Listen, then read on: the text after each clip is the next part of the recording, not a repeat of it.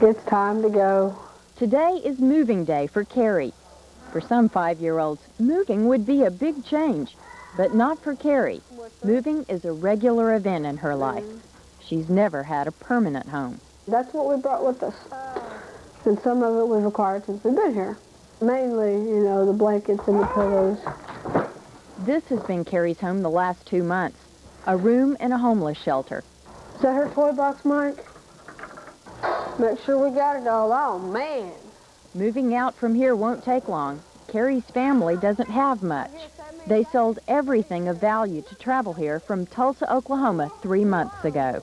We sold our car, we sold all our furniture, our TV, beds, everything. Keep her coat out. Here's your 2 lighters. Carrie's parents, Mike and Suzanne, gave up their belongings to save their little girl's life. The problem is her heart. A doctor in Oklahoma warned she didn't have long to live. He told us that in the 20 years that he had been in practice, he had never seen a little girl so young with so many problems, so many different heart problems. And he said that, you know, there was some major leakage and it would have to be done, you know, rather soon. He couldn't say exactly how soon, but it would have to be done soon. That was when Carrie's parents packed up and moved to Nashville. Nashville is where Carrie was born, at Vanderbilt Hospital. She had a hole in her heart. By the time she was 5 months old, doctors had patched her heart twice in open heart surgery. Carrie's mother believed they could save her again. I don't think that I would be comfortable taking her anywhere else, because they've already done so much. So Carrie's family spent their Christmas in a homeless shelter, giving up security and gifts under their own tree to seek a life-saving operation for Carrie. Oh, look at that. Mommy. Doctors had warned Carrie's size was a problem. Even though she's 5, the smallest playground equipment is too big for Carrie. She weighs less than 30 pounds, and she hasn't grown much in 2 years. Some doctors said Carrie was too small to risk open heart surgery, but they admitted her heart was growing worse. Oh, I've spent my time crying over this for the last month. If we do it, she's got a 50-50 chance of coming through it. But if we don't do it, she's going to die anyway. They moved from one homeless shelter to another, and Carrie's parents started over from scratch. Suzanne took her turn working in the kitchen of a shelter called Broken Wings. At times, there were 22 other children here, and they shared everything: family life, food, and winter sniffles. Come here. Carrie was often sick, but the shelter helped her family save money for their own place, and they started rebuilding their lives. A Good Samaritan heard about their story and gave them a car. Ain't no wick coming out of it. Carrie helped Mike try to repair it.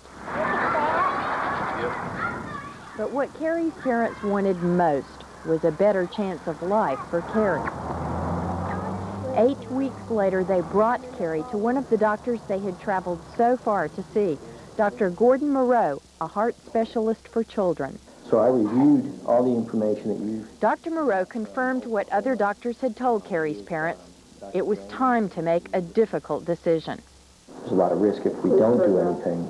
Carrie played with a toy on the doctor's examining table, while her parents listened to the news they had expected. Dr. Moreau had consulted a team of heart specialists. And they agree that we've reached the point that we need to do something about this valve. What they propose that we do is that we go in, do an open heart operation. Dr. Moreau said open heart surgery on a child as small as Carrie is a last resort, but her heart condition is critical. And this is a unique situation. It's not something that's done very frequently. It's hard to put a number on it, but it is obviously a very risky operation. She's at risk for dying without it, which is why we think that even though the surgery itself isn't great, it's better than doing nothing. Carrie's parents had to choose between a life and death gamble. If they didn't risk the surgery, they knew she would die.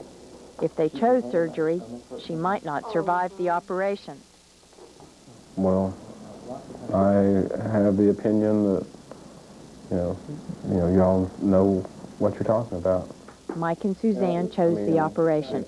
It does scare me, but I'm not going to sit back and cry over it or worry anymore. I'm just going to say, okay, they've done it before, they can do it again. It would be weeks later before Kari would go in for surgery. In the meantime, Kari's family is putting down roots in Nashville. Mike worked steadily since Christmas, and eventually he saved enough money to move his family out of the shelter. Wipe your feet off. So Kari is moving again, but this time the move is for good. This be an okay playroom? Kari is sick the day of the move.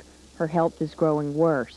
I thought I looked too good. Well, we're going to take you to the hospital and let them figure out what's wrong with you.